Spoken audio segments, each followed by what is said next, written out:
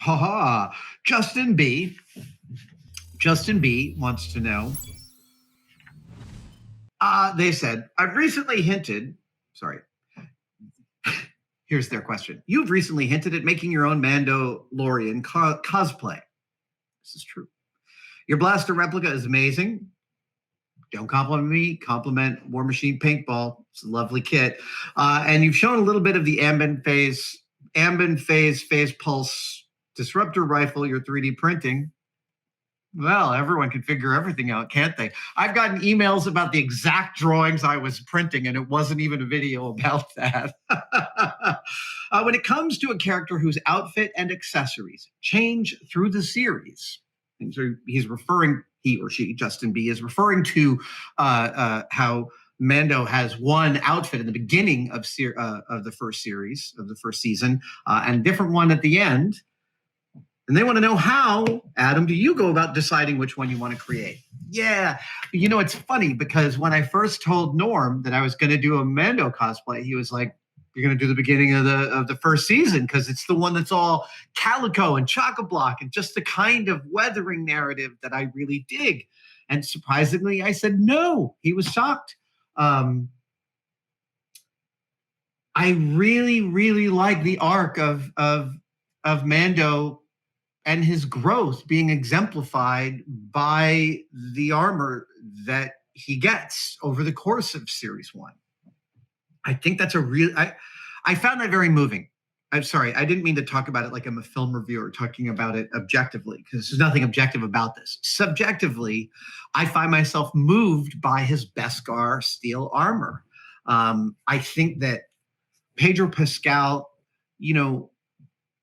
my first exposure to Pedro Pascal is in the film Kingsman 2, which is a hugely problematic film and a hugely problematic series, despite containing some amazing stuff. I mean, when I say hugely problematic, again, I don't mean that objectively. I have huge problems with those scripts and some of the characterizations. Yeah, significant problems with some of the aspects of those movies. But Pedro Pascal in Kingsman 2 is shockingly charismatic. I mean, like, it doesn't jibe with what you see in his, it's hard to jibe with what you see in his characterization of the Mandalorian. But what I see in that is how much swagger he can bring to that character. And there is a gunslinger way in which Pedro Pascal is quoting on the whole history of the gunslinger, from Gary Cooper to Clint Eastwood, and using his deep understanding of his charisma, which I think is a real thing, and infusing the Mando with it. And there is a strut. It's that simple. There's a strut to the way he walks in that Beskar armor with the beast mark on his shoulder. I really dig it. In the case of Captain America, I considered that suit too difficult to get right. Deborah Newman-Landis took me on a walk through her amazing exhibit of costumes down in LA a few years ago. And we did a whole tested story on it. We can link to it in the comments when we air this.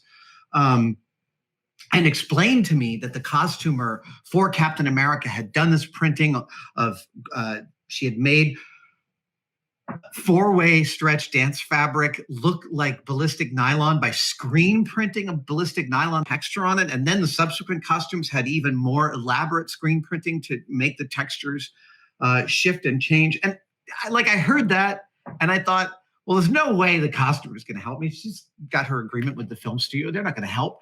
So I kind of wrote that costume off until the guys that built my first Captain America costume, I found them through the RPF and found that they made an incredible suit. And so that started the commission of the first suit, which took, honestly, over time, maybe a couple of years to come to fruition. It wasn't their fault. It was mostly mine. And then once I had that, I was like, how do you guys feel about a stealth suit? And they're like, we're working on the stealth suit. But between my Civil War Captain America suit and my Winter Soldier Captain America suit, I feel like I'm covered.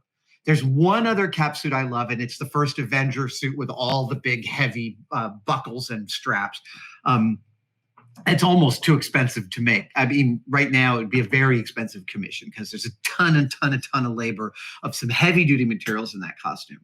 So I kind of think that I don't know that I have a specific answer for you, Justin B, but that there goes a little bit of the process of my thinking into two different costumes.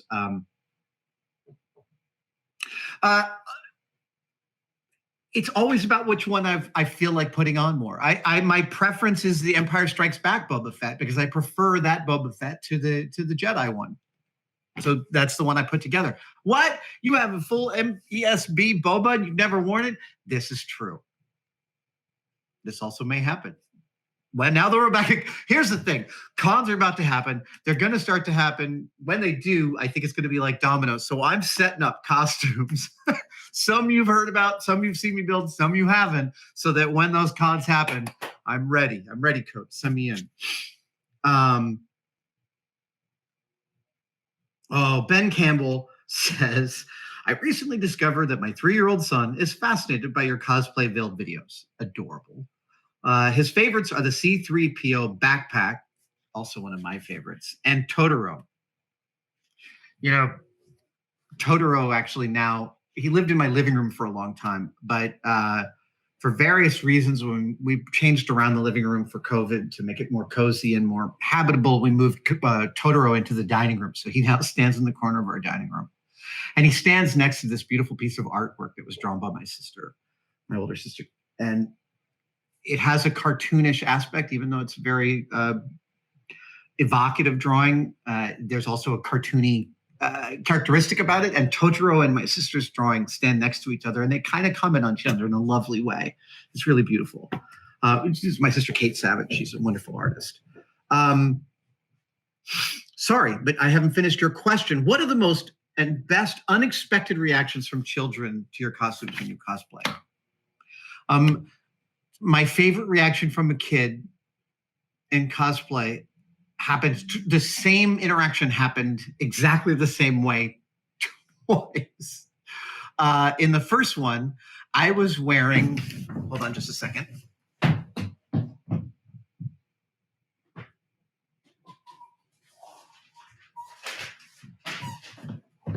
In the first one, I was wearing my magnificent Mon Calamari.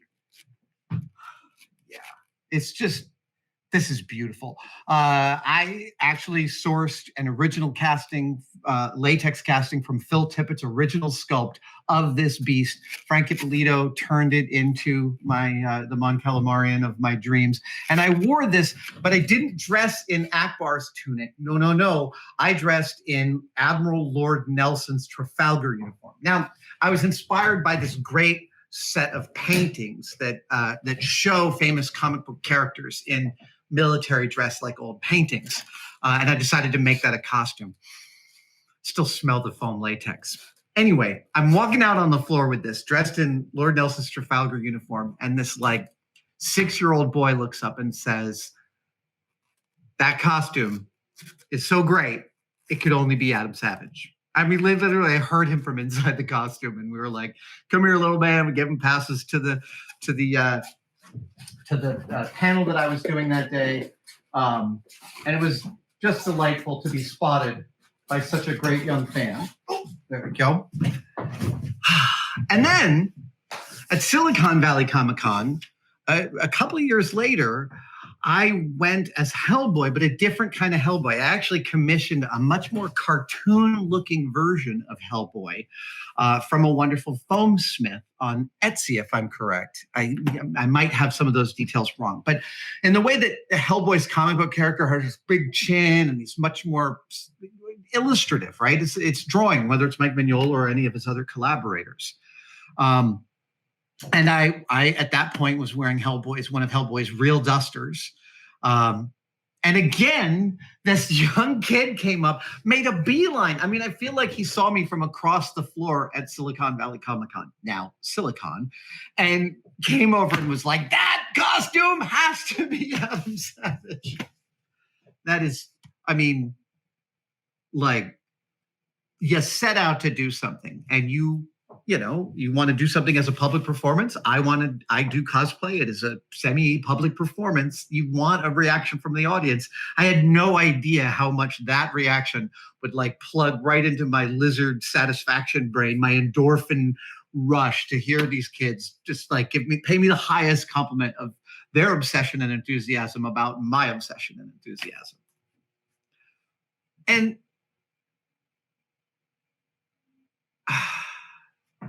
I love it when kids get inspired by me doing cosplay, because I definitely was, when I was a kid, embarrassed by my joy of putting on costumes. Don't get me wrong, every little kid loves putting on costumes and is encouraged to, but there are certain ages past which it seems like your peers don't appreciate it as much.